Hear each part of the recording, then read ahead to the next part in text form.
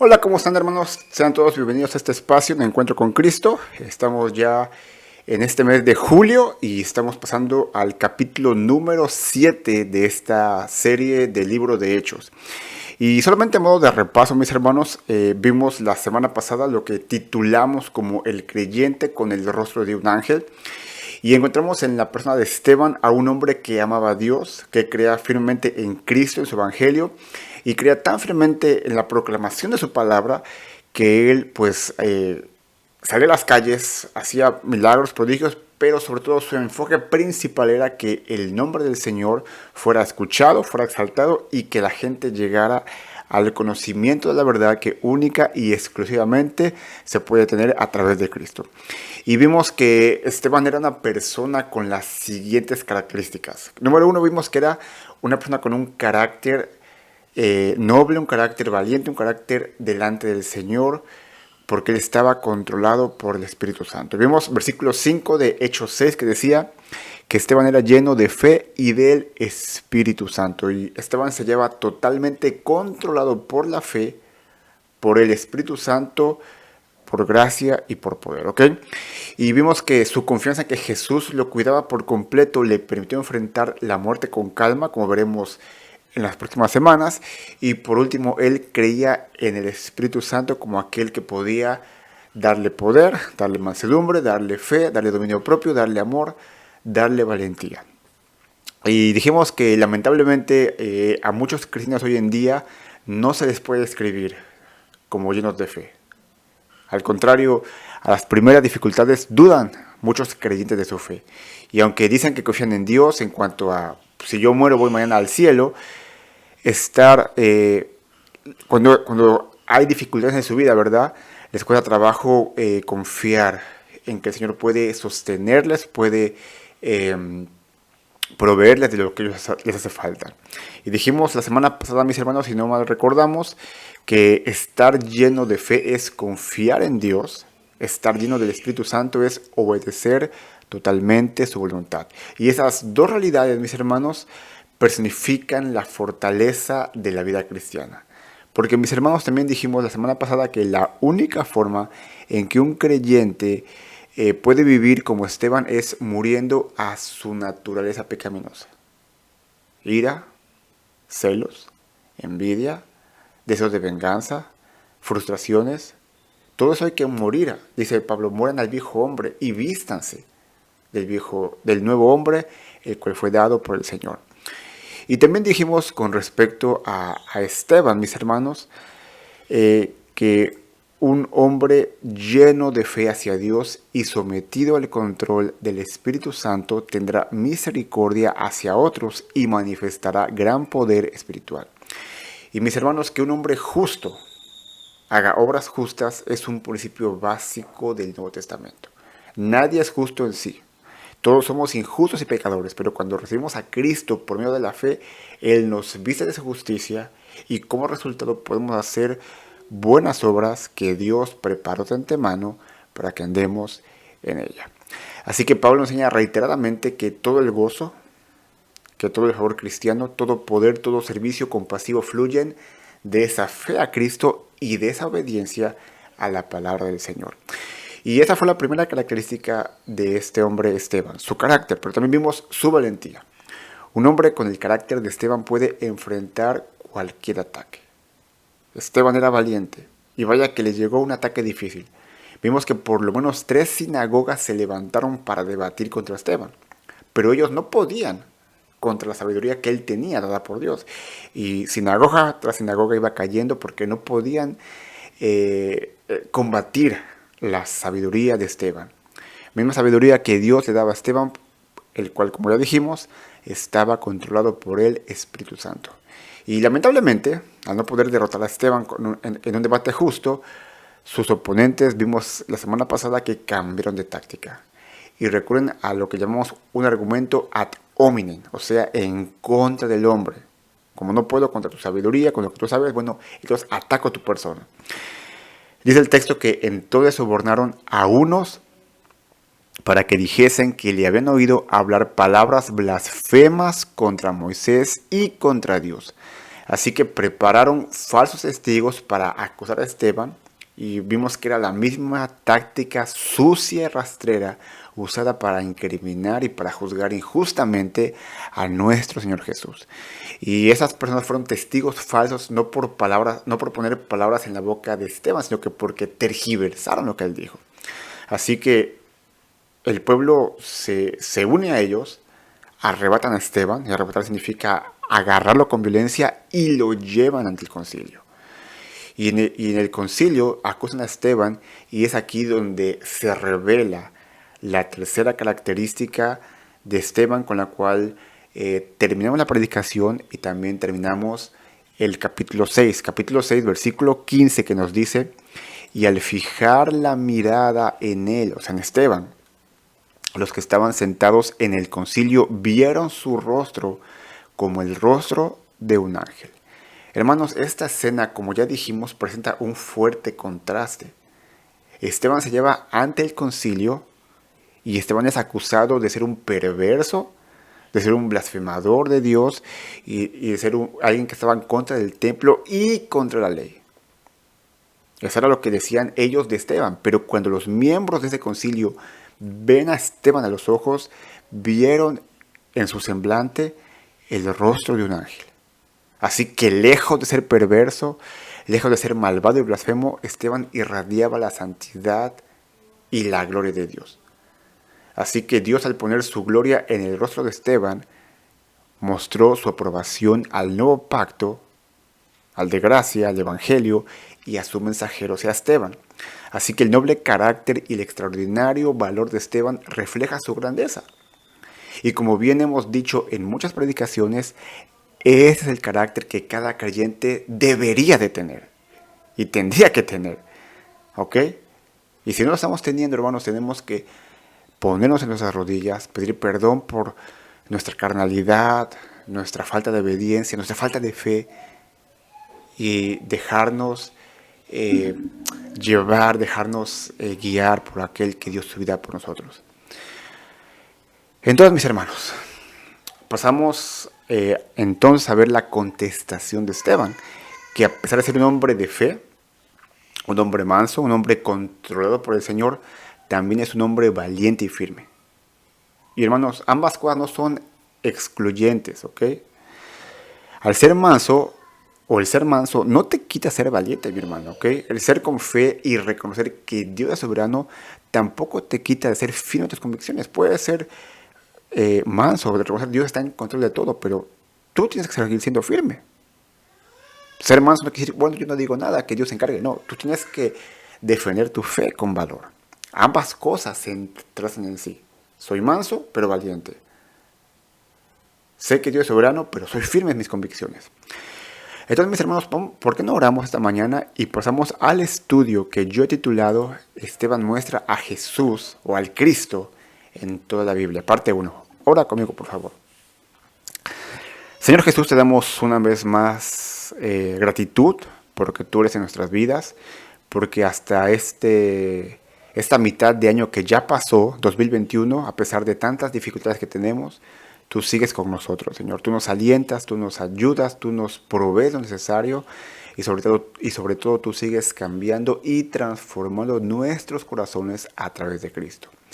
Y en esta mañana, Padre Celestial, te pedimos que tú una vez más bendigas tu palabra, des sabiduría al predicador que está ahora orando a ti para que con claridad, con valentía, con denuedo y con sencillez pueda exponer tu palabra. Señor, te pedimos todo esto en el nombre de Jesús, con acción de gracias, porque tú eres grande y misericordioso en nuestras vidas. Amén. Muy bien, mis hermanos, entonces, todo el sermón de Esteban, que está a punto de verse aquí, está contenido en el capítulo 7. Son 60 versículos. Y realmente lo mejor sería leer todo el capítulo y estudiarlo.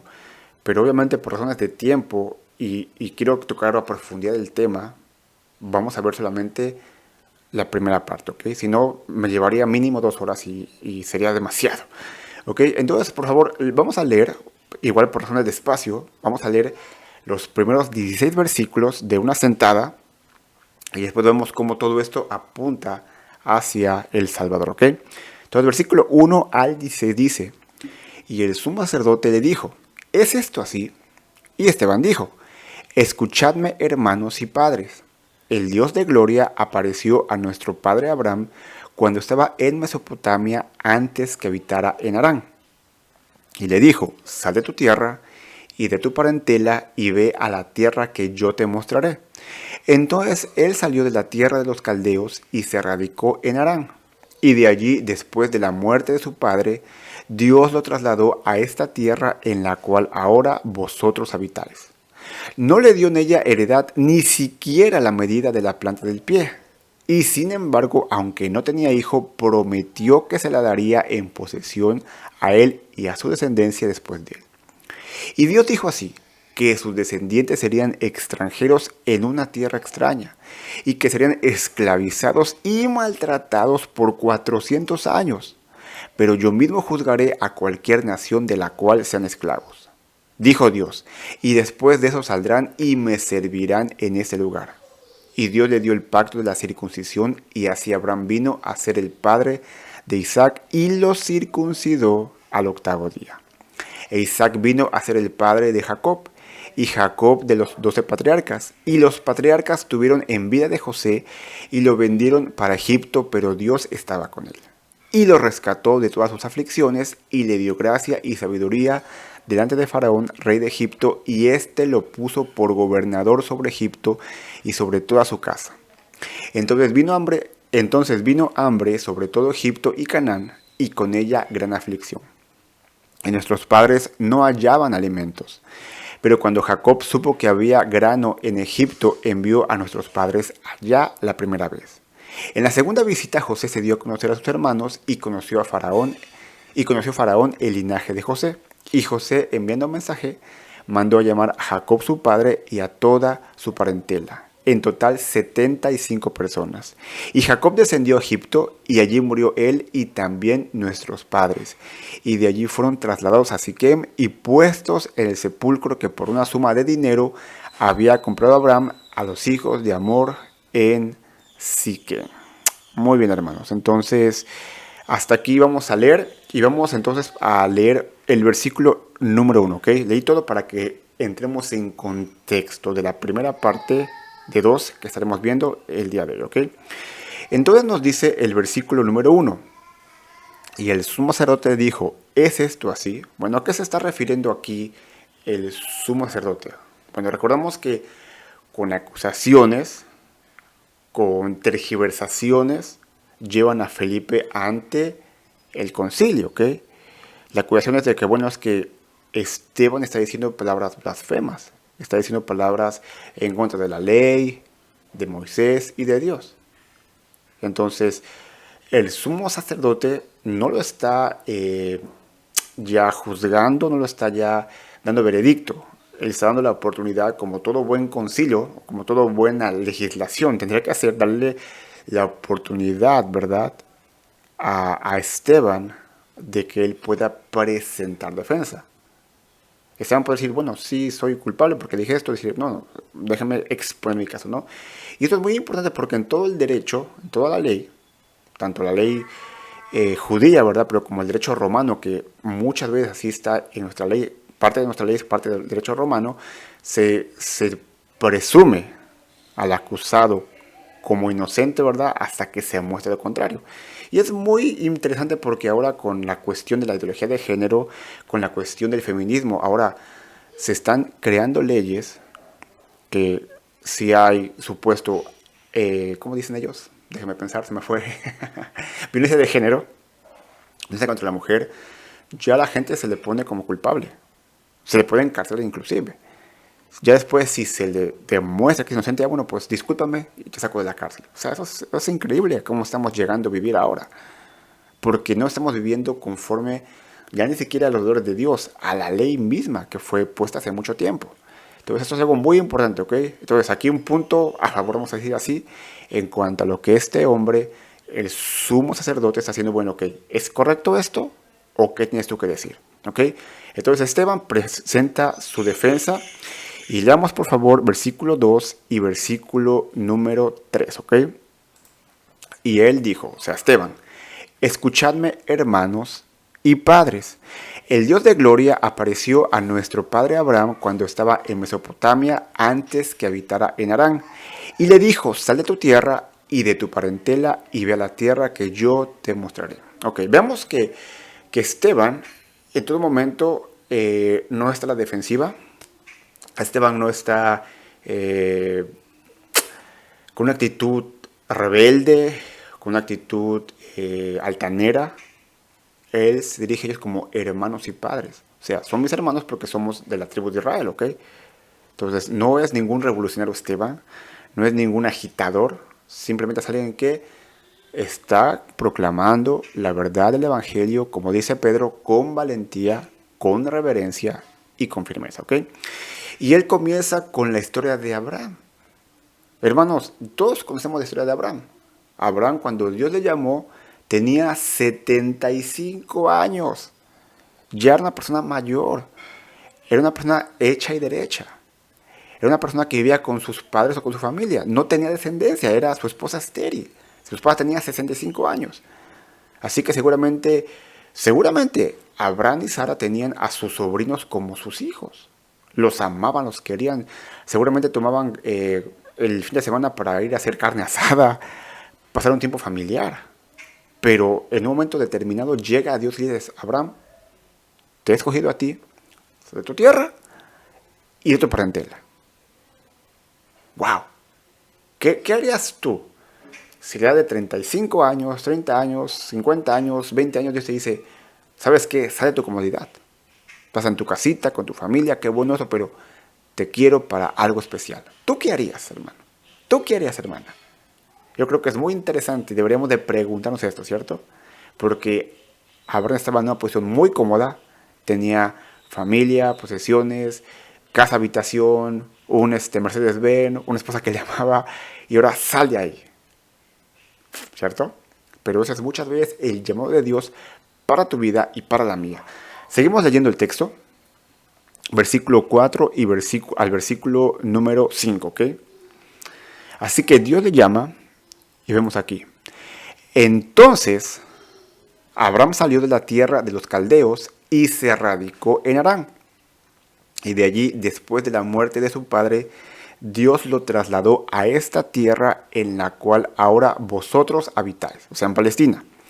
No le dio en ella heredad, ni siquiera la medida de la planta del pie, y sin embargo, aunque no tenía hijo, prometió que se la daría en posesión a él y a su descendencia después de él. Ok, aquí hay también algo muy interesante, hermanos, ok.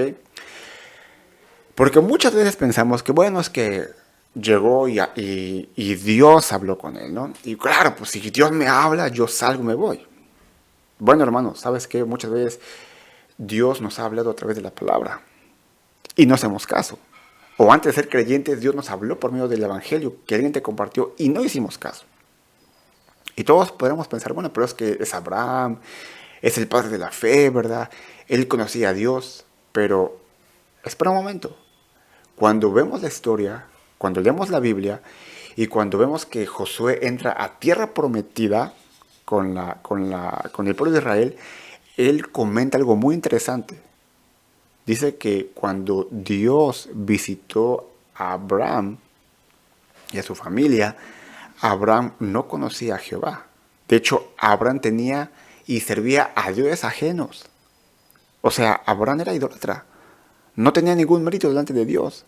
Dios lo escogió por pura gracia. Le dio la fe para que él conociera que él era Dios y Abraham salió de ahí. Ve qué interesante es esto. Porque muchas veces Dios nos da la gracia para creer en Él, pero cuando nos pide que hagamos otra cosa, que salgamos de nuestra comodidad, no lo hacemos. Pero Abraham sí lo hizo. Abraham dijimos que era una persona hecha y derecha, con familia, con sobrinos que yo creo que quería como sus hijos, con una posesión de tierra, sirviendo a otros dioses. Bien, podría haber dicho, bueno, tú eres un dios, pero yo tengo más dioses y no te voy a hacer caso. Pero Abraham fue transformado, él creyó en Dios. Es más, ni siquiera Dios le reveló a dónde iría. Y Abraham se fue así. Dios le dijo, tendrás un hijo, pero si me vas estéril. Sara no puede tener hijos. Y creyó en Dios. Y fue tomado por justicia. Porque realmente creyó en Jehová, creyó en Dios, que él podía darle esa tierra, que él podía darle descendencia al costo de dejar a su familia por el llamado que Dios le estaba haciendo. Y también hay aquí algo muy interesante. Abraham se va, llega a tierra de Palestina, ¿verdad? Pero no la posee.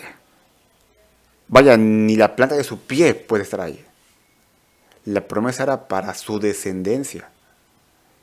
Hermanos, esto es algo muy importante porque de igual forma Dios nos puede llevar a otros lugares que no queremos ir. Que decimos, ¿para qué estoy aquí? ¿Qué estoy haciendo aquí? Pero tal vez tú no hagas muchas cosas ahí, pero sí tus hijos.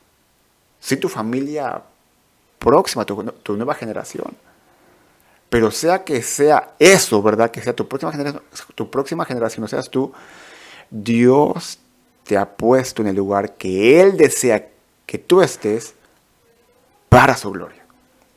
Así que si algún día tienes que salir de tu comodidad, de lo que tú consideras tu hogar, de lo que tú piensas que es mejor para ti, o simplemente tienes que cambiar de rumbo, de trabajo, hermanos, todo es para la gloria de Dios. No le demos más vuelta de hoja. Seamos obedientes, porque al final, sea porque tú quieras, o porque el Señor te lleve, Dios va a hacer su voluntad en tu vida. ¿Ok? Muy bien. Seguimos leyendo entonces el texto, mis hermanos, y pasamos entonces al versículo 6 y 7, por favor. Y Dios dijo así, que sus descendientes serían extranjeros en una tierra extraña y que serían esclavizados y maltratados por 400 años. Pero yo mismo juzgaré a cualquier nación de la cual sean esclavos, dijo Dios, y después de eso saldrán y me servirán en este lugar. Hermanos, esto es muy interesante. Es muy interesante y pongan mucha atención porque una de las cosas que muchas veces, no digo muchas, casi siempre, ¿verdad? Los ateos y las personas que están en contra de la Biblia argumentan es que mira, cuando tú vas al Antiguo Testamento, ves a un Dios lleno de ira, ves a un Dios colérico, ves a un Dios enfurecido, ¿verdad? Que dice, no matarás, pero manda a matar a un montón de gente, incluidos niños, incluidos mujeres. ¿Esa clase de Dios tú me predicas? ¿Esa clase de Dios tú quieres que yo crea? Cuando veo un Dios diferente en el Antiguo y el Nuevo Testamento. Y ciertamente visto de esa forma, parecería que tienen razón. Pero una vez más tenemos que irnos a todo el contexto de la palabra, mis hermanos. Capítulo 12 o 13 de Génesis, no recuerdo bien, pero lo puedes buscar.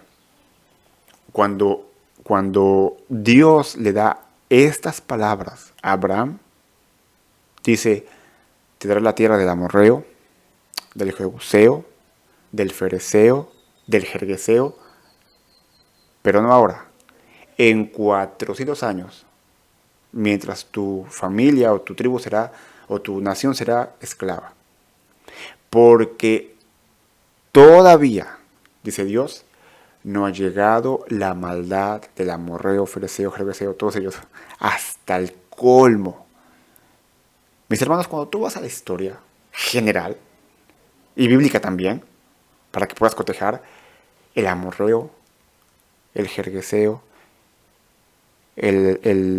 todas aquellas tribus, hermanos, eran tribus pero bien perversas, bien idólatras, que pasaban inclusive a sus hijos nacidos por el fuego como sacrificio para Moloch. Eran gente promiscua, era gente perversa, como la que hoy en día viven, o tal vez más, no lo sé. Pero Dios no los exterminó de inmediato. Dios tuvo misericordia de ellos. Hasta 400 años. Porque no ha llegado hasta el colmo mi ira. Dios tuvo paciencia de las naciones. 400 años. ¿Y sabes qué pasó? Nunca se arrepintieron. Y es algo muy interesante porque una vez más, los tiempos que ahora vivimos son difíciles. Son complicados. Hay mucha perversidad, mucha promiscuidad, mucha ideologías malignas. Pero Dios está conteniendo su ira, esperando que la gente se arrepienta, esperando que tú y yo compartamos el Evangelio para que la gente llegue a Jesús. Pero va a llegar el momento, como llegó en ese momento a los egipcios, porque también hubo con ellos misericordia y no se arrepintieron, y eso que el pueblo de Israel estaba con ellos y servían a Dios, al único Dios, y ni los egipcios ni los amorreos tuvieron misericordia, ni se arrepintieron, ¿verdad? Así mismo será el día de hoy. Gente que se casa, se da en casamiento, se mete con uno, con otro, con todos.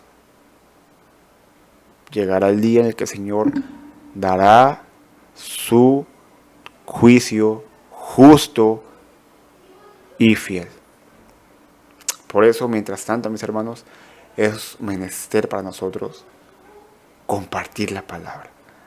Compartir ese Dios misericordioso, que no es ningún genocida, ni un loco, ni un iracundo, sino que tuvo misericordia. 400 años, 4 siglos, 4 generaciones. Y la gente no se quiso convertir. Pasó igual que con Noé. 100 años creando el arca. Y la gente no le importó nada. Nadie se convirtió. Es posible que pase lo mismo ahora. Pero pase o no pase, Dios sigue mostrando misericordia. Más que un Dios genocida, iracundo, es un Dios paciente, tardo para la ira y grande en misericordia. Amén, hermanos. Muy bien.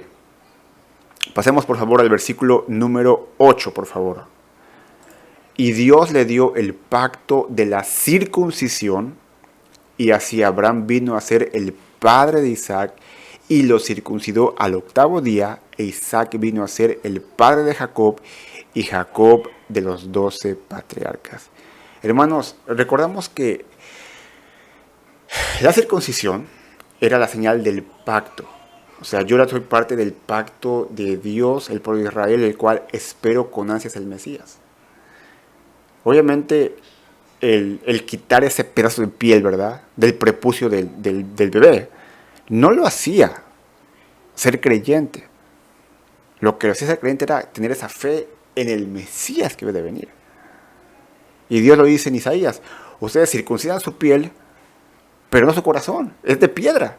Lo mismo dice Pablo: la circuncisión no vale de nada, sino un corazón circuncidado, un corazón que ha sido operado, ¿verdad?, a corazón abierto por Jesús.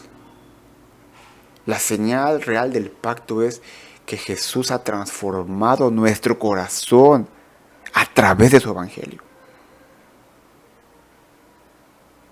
Los judíos se vanaglorian que yo soy judío, ¿verdad? Yo soy circuncidado al 8º día.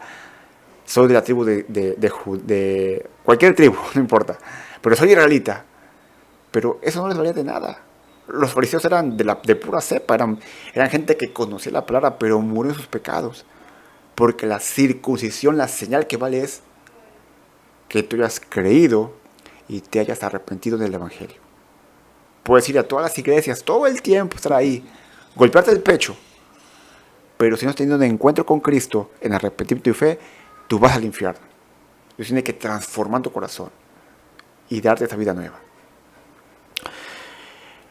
Muy bien, versículo siguiente, del 9 al 11. Por favor, dice así: y los patriarcas tuvieron envidia de José y lo vendieron para Egipto, pero Dios estaba con él y lo rescató de todas sus aflicciones y le dio gracia y sabiduría delante de Faraón, rey de Egipto. Y éste lo puso por gobernador sobre Egipto y sobre toda su casa.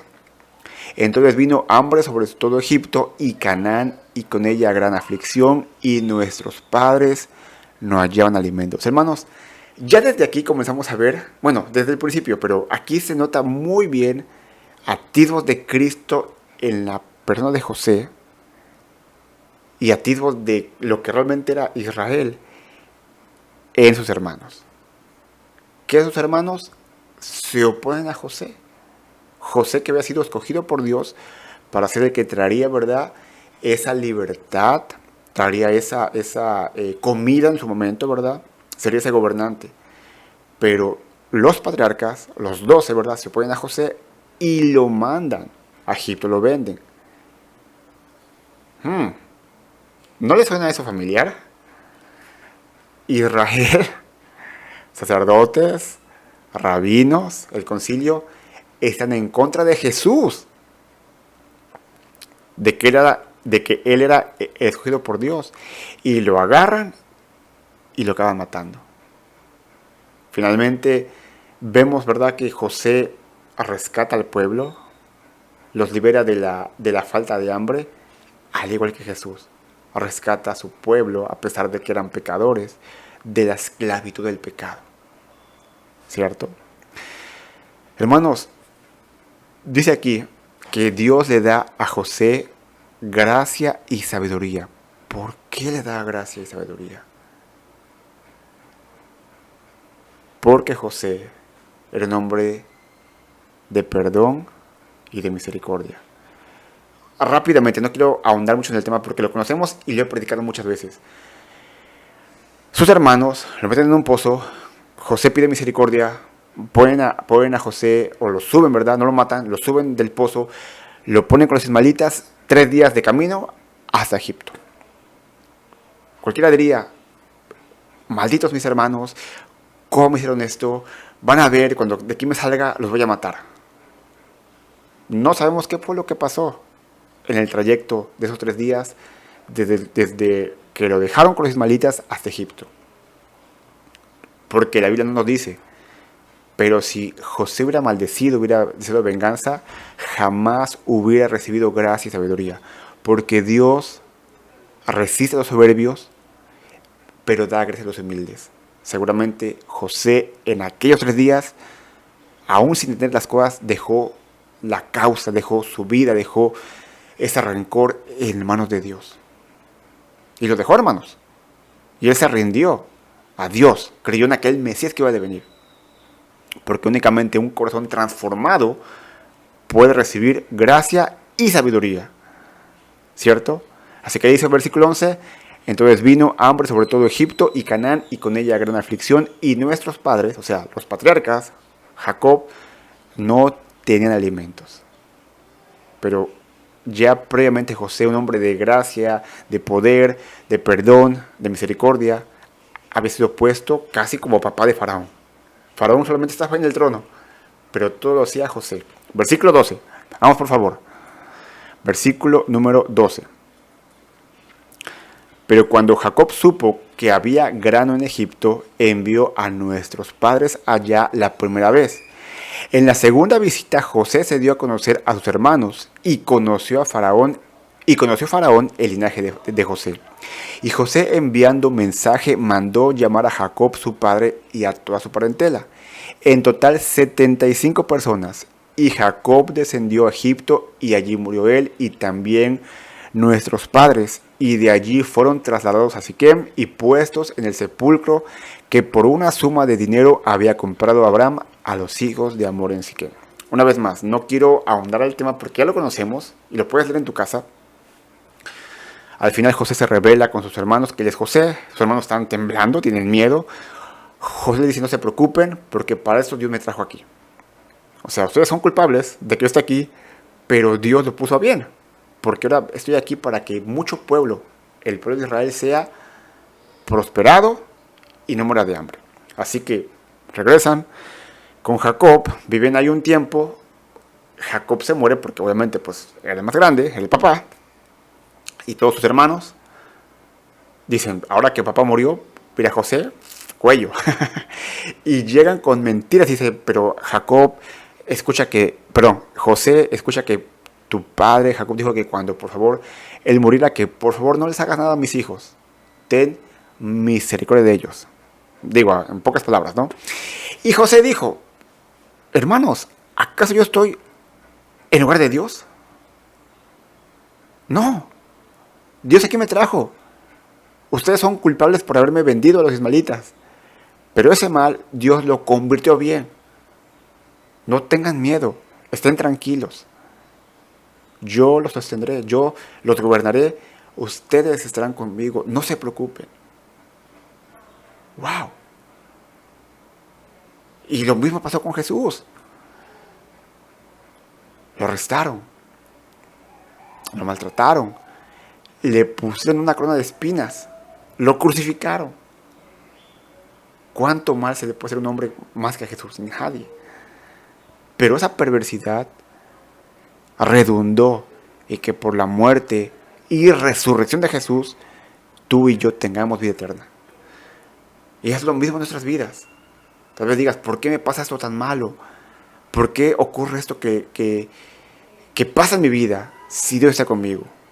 Es que tú no sabes, mi hermano, mi hermana, que si esa situación Dios la va a tornar para que al final tú seas de bendición. y mucha gente llegue a los pies de Jesús. Dios es especialista en transformar lo malo en algo de bendición. Todo está en la soberanía de Jesús. Amén, mis hermanos. Seguimos entonces, versículo 12. Ya lo leímos, perdón. Bueno, entonces hasta aquí la primera parte que corresponde a los patriarcas Abraham, Isaac, Jacob y José, ¿ok? Y también vamos a leer por favor la otra parte del 17 al 34, donde vemos a Israel en Egipto y el Éxodo, ¿ok?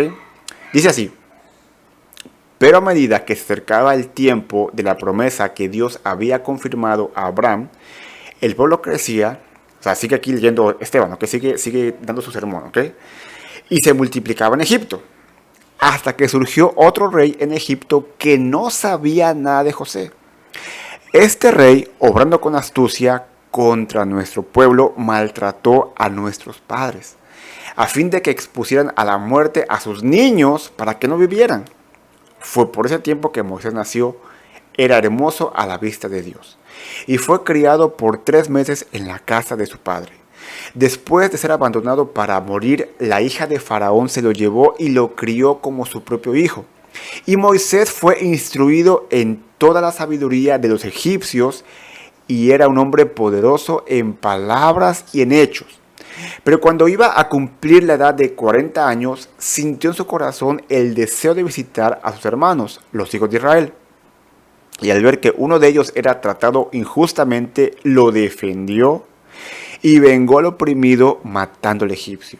Pensaba que sus hermanos entendían que Dios les estaba dando libertad por medio de él, pero ellos no entendieron eso. Al día siguiente se les presentó cuando 2 de ellos reñían, y trató de poner paz entre ellos diciendo: varones, vosotros sois hermanos, ¿por qué os herís el uno al otro? Pero el que estaba hiriendo a su prójimo lo empujó diciendo: ¿quién te ha puesto por gobernante y juez sobre nosotros? ¿Acaso quieres matarme como mataste ayer al egipcio? Al oír esas palabras, Moisés huyó y se convirtió en extranjero en la tierra de Madián, donde fue padre de 2 hijos. Y pasados 40 años se le apareció un ángel en el desierto del monte Sinaí, en la llama de una zarza que ardía. Al ver esto, Moisés se maravillaba de la visión, y al acercarse para ver mejor, vino a él la voz del Señor: yo soy el Dios de tus padres, el Dios de Abraham, de Isaac y de Jacob. Moisés, temblando, no se atrevía a mirar, pero el Señor le dijo: quítate las sandalias de los pies, porque el lugar donde estás pisando, tierra santa es. Ciertamente he visto la opresión de mi pueblo en Egipto, y he oído sus gemidos, y he descendido para librarlos. Ven ahora, y yo te enviaré a Egipto. Entonces, prácticamente aquí estamos pues tomando en cuenta, ¿verdad?, la parte correspondiente a la vida de Moisés y a la esclavitud de 400 años que fue profetizada por Dios para el pueblo de Israel. Entonces vamos a leer, por favor, del 17 al 19, por favor, ¿ok? Vamos a desmenuzar esto, ¿ok? Y dice así el texto: pero a medida que se acercaba el tiempo de la promesa que Dios había confirmado a Abraham, o sea, después de los 400 años, ese tiempo que estaba ahí el pueblo crecía y se multiplicaba en Egipto, hasta que surgió otro rey en Egipto que no sabía nada de José. Este rey, obrando con astucia contra nuestro pueblo, maltrató a nuestros padres, a fin de que expusieran a la muerte a sus niños para que no vivieran. Bueno, eso es entrar una vez más en historia, hermanos, pero vamos a tratar de resumirlo. Dice que después de que muere José, no necesariamente tiene que ser el siguiente rey, puede pasar, no sé, 3, 4 generaciones, se levanta un rey que, por lo que tú quieras, no sabe nada de José, nada del pueblo de Israel. Ven a Israel como, bueno, es un pueblo que está con nosotros, ¿verdad? Pero pues qué tal si de repente vienen nuestros enemigos, y ese pueblo que no es nuestro, ¿verdad?, que vive con nosotros, se alía con los enemigos y nos destruye. No. Eso no puede ser. Así que de ser un pueblo que vivía y pues convivía, ¿verdad?, con Egipto, ahora es un pueblo esclavo. Pero dice el texto que entre más oprimían a Israel, más se multiplicaban. Y Faraón, no solamente él, sino los egipcios tenían miedo. Esa gente crece más y más. Y va a llegar un día que nos van a conquistar. Así que la jugada de Faraón es: parteras, cada vez que vayan para un parto, si es niño, le dan cuello. Si es niña, la dejan vivir. Y vimos en la historia que las parteras, por alguna razón, Dios se les manifestó. Ellas creían en Dios a pesar de que tenían un montón de dioses, y ellas no matan a los niños. Dios las bendice, Faraón se enoja contra ellas, pero no les hace nada. Dios prospera a las parteras con hijos, pero después de eso pues siguen muriendo niños. Pero es ahí donde entra Moisés. Y seguimos leyendo. Perdón que vaya un poco rápido, hermanos, no quiero ser tan extenso, ¿verdad? Llevamos casi 40 minutos y obviamente pues hay mucho que ver aquí, ¿ok? Versículo 20 al 22, ¿ok? Nos dice así: fue por ese tiempo que Moisés nació. Era hermoso a la vista de Dios, ojo en este aspecto, ¿ok? Y fue criado por 3 meses en la casa de su padre. Después de ser abandonado para morir, la hija de Faraón se lo llevó y lo crió como su propio hijo. Y Moisés fue instruido en toda la sabiduría de los egipcios y era un hombre poderoso en palabras y en hechos. Ok. Dice que nace Moisés y era hermoso a la vista de Dios. ¿Por qué? Si no había pecado Moisés, ni había hecho ninguna obra justa. ¿Por qué? Era un bebé. Porque Dios tiene sus escogidos, hermanos. Así como a ti y a mí nos escogió para vida eterna. Punto. ¿Ok? Moisés no había hecho pecado ni había pecado. No había hecho ninguna obra grande. Pero era hermoso porque Dios lo tenía reservado para ser la persona que daría libertad al pueblo de Israel de la esclavitud de Egipto. Así como Cristo, ¿cierto? Fue escogido por Dios, la segunda persona de la Trinidad hecha carne, para darle libertad a su pueblo escogido del pecado. Hermanos, date cuenta que toda la Biblia habla de Cristo. Es que no puede ser diferente, porque la historia de la Biblia es la historia de la redención de Dios. ¿Ok? Rápidamente vemos que pues ya crece mucho Moisés, se pone en una barquita, va su hermana atrás de él. Casualmente, coincidentemente, yo diría diosidentemente, llega con la hija de Faraón. Ella lo adopta, se lo da a su madre sin saberlo para que lo amante. Después de que lo desteta, se lo da una vez más a la hija de Faraón, y Faraón crece como un egipcio. Y al parecer era un hombre muy inteligente, porque nos dice que fue instruido en toda la sabiduría de los egipcios. Eso cualquiera lo podía hacer. Pero hay una nota editorial de Esteban. Y era un hombre poderoso en palabras y en hechos. Hermanos, Moisés no era un tartamudo. Era un hombre que hablaba bien. Era un hombre que hacía buenas cosas, que posiblemente daba buenos discursos. Humanamente hablando, era un hombre sumamente letrado, que podía codearse con la crema y la nata de Egipto. Y era un buen orador. ¿Qué pasó entonces con Moisés? Bueno, vamos a verlo más adelante, ¿ok? Un poquito más adelante. Seguimos leyendo, versículo 23, ¿ok?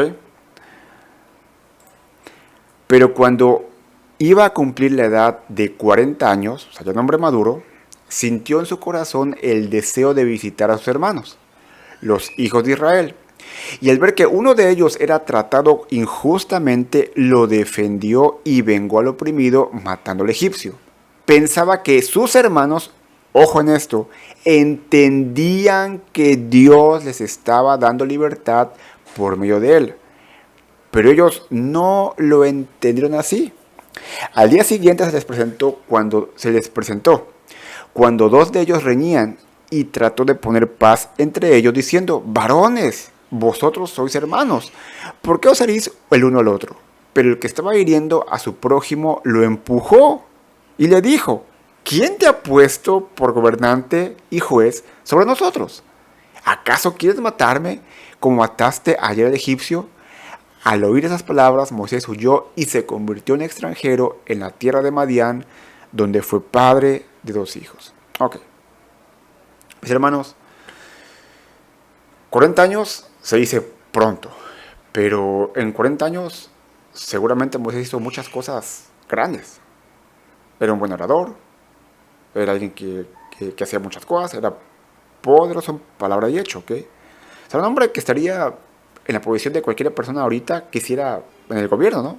Un buen puesto, la posición más importante de Egipto. Pero sin embargo, no es el texto, pero él sabía que era israelita, él sabía que su pueblo estaba esclavizado, y él sabía que alguien tenía que rescatarlos. ¿Cómo lo sabemos eso? No lo sabemos. Posiblemente leyó o escuchó, ¿verdad?, algunas historias bíblicas. No lo sabemos, es más seguro. Y en algún punto determinado dijo Moisés: bueno, pues yo estoy aquí, en una posición de liderazgo, una posición buena, ¿verdad? Yo puedo ser ese libertador, ese gobernador. Y era cierto. Era muy cierto. Pero en vez de Moisés, ¿verdad?, esperar el tiempo de Dios, orar a Dios, él toma la justicia por su propia mano. O sea, él era llamado por Dios. Ya vimos que Dios, que era hermoso a la vista de Dios, era escogido. Pero no era el tiempo de Moisés. Así que llega a visitarse a su pueblo, ve que un Egipto está maltratando a un hebreo, y en vez de, pues si no lo maltrates, quítalo de en medio, lo mata. O sea, Moisés se creía con toda la autoridad de hacerlo. Pero no era la manera, ni era el tiempo. Así que lo mata, lo esconde pensando que nadie lo ve. Al siguiente día vuelve a ir con Israel y, oh sorpresa, hay 2 israelitas peleando. Pero ¿cómo eso es posible? Son hermanos, están esclavizados. Y al tratar de separarlos, lo empujan. ¿Quién te crees tú? ¿Quién te puso como juez? ¿Quién te ha llamado a ti? ¿O qué? Si no te hago caso, ¿vas a matar? Como al egipcio ayer. Y Moisés tiene miedo. Uy, esto ha sido descubierto. Y la ley egipcia me va a mandar a matar. Así que este hombre Moisés huye por 40 años. Wow. Hermanos, es muy posible que alguno que aquí nos esté viendo tenga el llamado de Dios para hacer algo para el Señor. Pero ten mucho cuidado. Ora al Señor antes de hacer algo. Júntate con algún creyente, con alguien que sea espiritualmente maduro, con algún líder de tu iglesia, algún pastor. Manifiesta lo que tú sientes. Manifiesta lo que tú piensas que Dios te ha mandado. Y que alguien con discernimiento te ayude en eso. Te capacite. Te ponga tal vez un tiempo a orar, un tiempo a servir, no lo sé. Pero yo creo que Moisés es un buen ejemplo para ver esto. Moisés fue llamado, hermanos, pero no era el tiempo ni la forma de haber hecho las cosas. Y teniendo 40 años pensando que era alguien, se va 40 años pensando que no era nadie. En el desierto, de pastor de ovejas, con las cuales hablaba, porque no tenía nadie más con quien hablar. Y ahí fue donde perdió, pues, esa forma, ese poder de palabra, se volvió tartamudo. Pues sí, imagínate estar con ovejas, hablando, o estar la mayoría del tiempo callado, porque pues, estás ahí pastoreando y ¿qué haces ahí? ¿O qué hacen los pastores? Pues estaban ahí por meses de repente pastoreando ovejas, sin hablar con nadie. Obviamente, pues si tú no sigues ejercitando tus talentos, se atrofian como un músculo. Sigue conmigo leyendo, por favor, la parte final, ¿ok? Para terminar.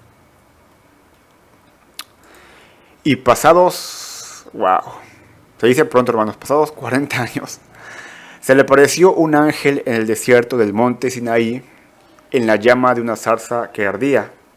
Al ver esto, Moisés se maravillaba de la visión, y al acercarse para ver mejor, vino a él la voz del Señor diciendo: Yo soy el Dios de tus padres, el Dios de Abraham, de Isaac y de Jacob.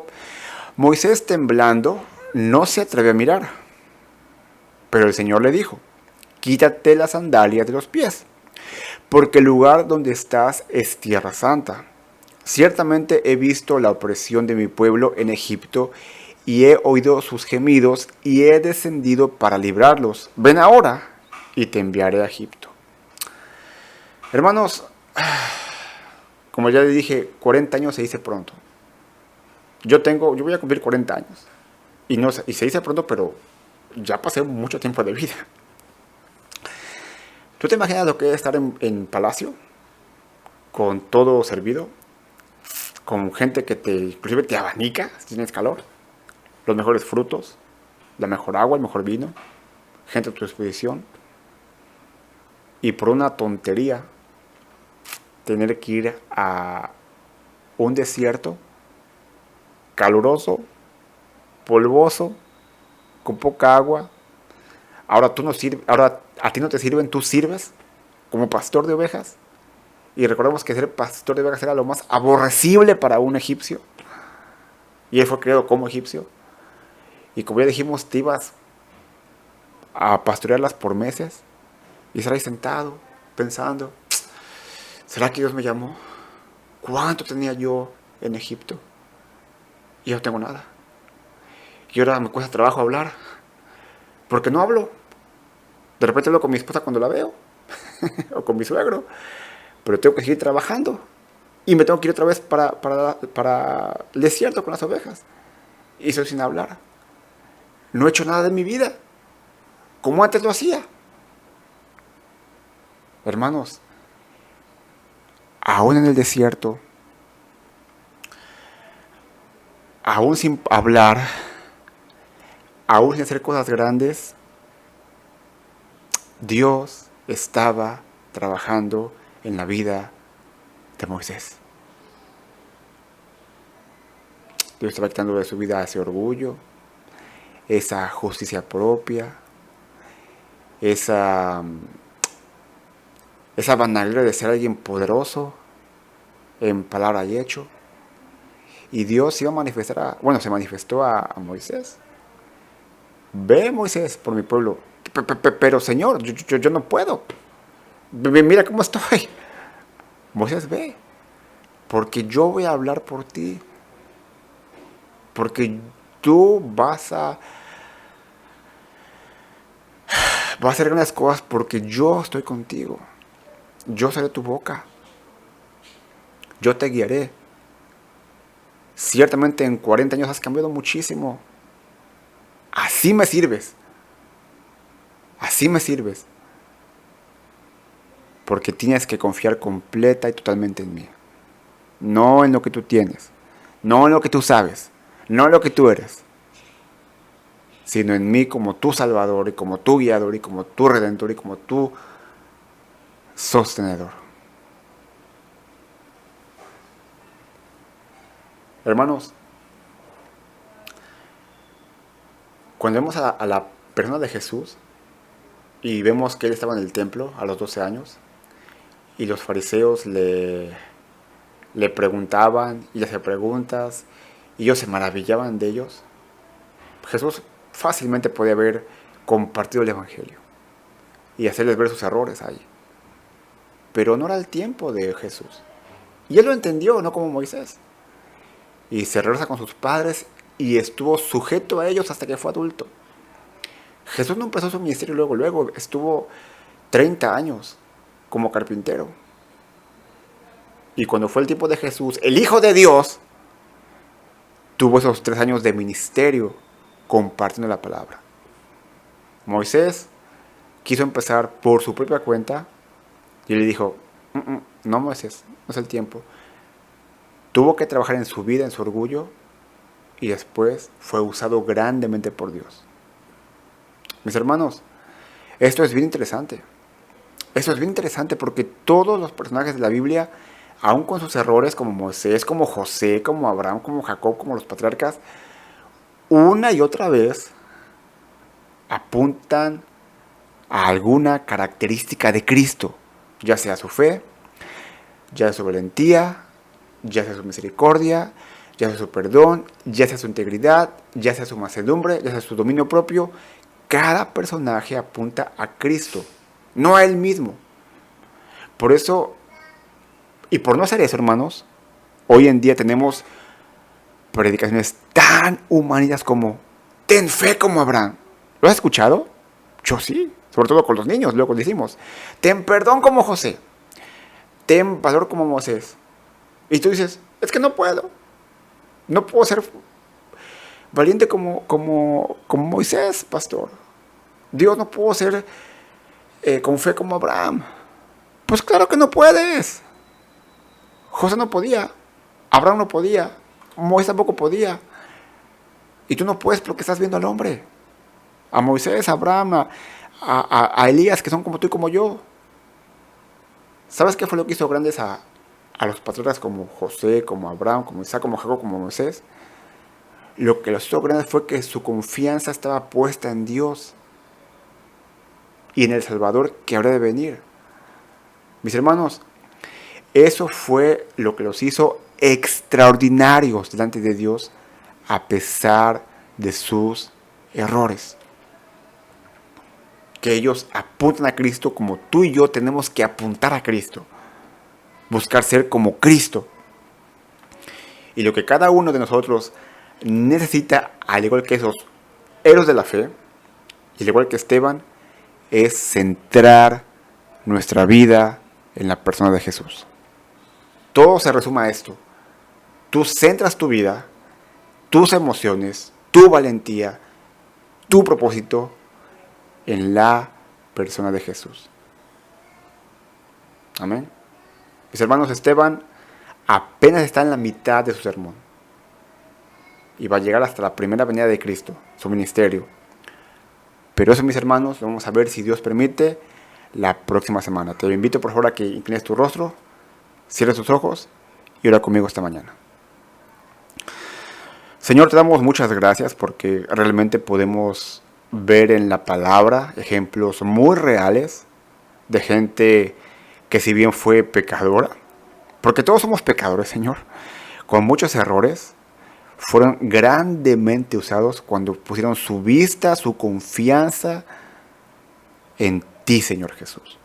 Padre, a veces cometemos el error, e incluso pastores cometen errores de poner en una vara muy alta a Abraham, a Isaac, a Elías, a David, a Moisés, cuando la vara está puesta en Cristo. Ellos eran lo que eran, aun con sus errores y defectos, porque su causa, su propósito estaba en Cristo. Señor, que nuestro propósito y nuestra causa estén en Cristo, en ti, Señor Jesús. Porque si no lo están, es muy poco, nulo lo que podemos hacer.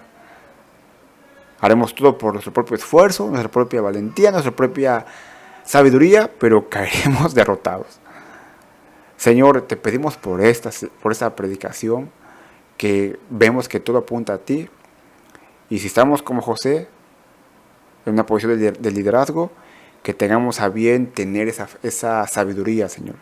Si estamos con Abraham, que tal vez haya que salir sin saber a dónde, pongamos nuestra confianza en ti, porque nos llevarás a buenos pastos.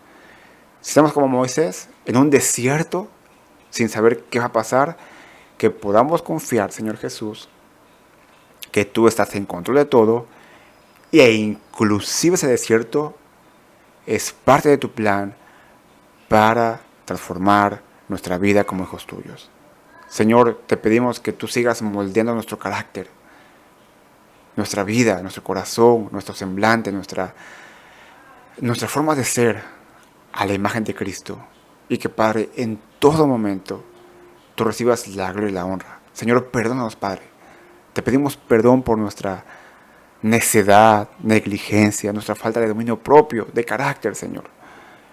Te pedimos que nos perdones, Señor Jesús. Te pedimos que nos perdones, Padre eterno. Te pedimos que nos transformes, que nos limpies con tu sangre preciosa y que todo lo que hagamos sea para ti. Porque todo, Padre, te lo pedimos en los méritos de Cristo Jesús, con acción de gracias. Amén. Pues bien, mis hermanos, pues estamos en esta hora despedidos. Fue algo largo el tema. Como dije, si hubiera hecho todo el capítulo serían 2 horas. Echamos 1 hora, hermanos. Y la próxima semana veremos la segunda parte. Así que espero que haya sido de bendición como fue para mí. Hermanos, que el Señor les bendiga. Buena tarde.